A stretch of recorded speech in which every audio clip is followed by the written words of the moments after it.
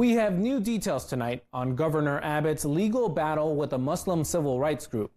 A new report from the Houston Chronicle shows that it helped foil a terrorist plot against President Trump. The Council on American Islamic Relations told the Chronicle that it actively works with the FBI to alert them of suspicious behavior. And in 2019, the group tipped them off to a man who was planning to attack the White House.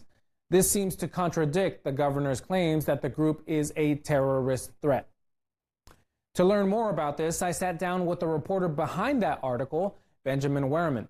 He told me the group felt like it needed to tell this story to combat the governor's narrative. Take a listen. All right, thanks so much for joining us, Ben. Let's jump right in. So we've covered on this show this story before, and CAIR really pushed back on the governor designating them as a terrorist organization. What role did that play in them making public this story of them thwarting a threat against President Trump? Yeah, it was a big part of it. I mean, they said, this is evidence that not only are they not a terrorist organization, they have actually worked to thwart terror attacks in the past, including that 2018 case. Did they mention that if they had brought that up to the governor?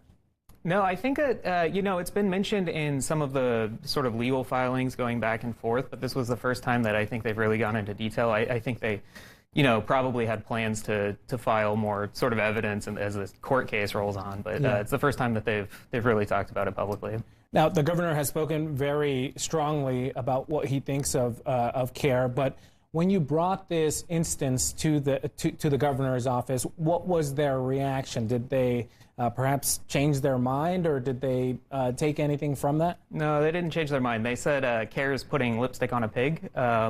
They said, this is one case and isn't really enough to cover up what they say are very clear ties to Hamas, and that's kind of the underlying reason for the governor's order.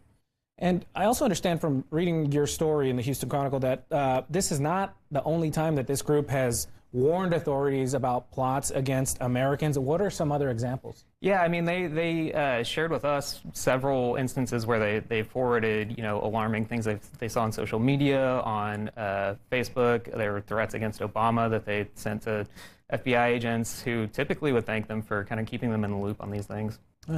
And finally, we know that there is this lawsuit that they have filed against the governor for his designation of them as a terrorist organization. Do you have an idea where that stands? Still in the very early stages. Attorney General Ken Paxton has filed sort of a response to it, and it's just hasn't made it to trial or anything like that. It's very early on. All right, Ben, thank you so much for your time. Appreciate it. Thanks for having me.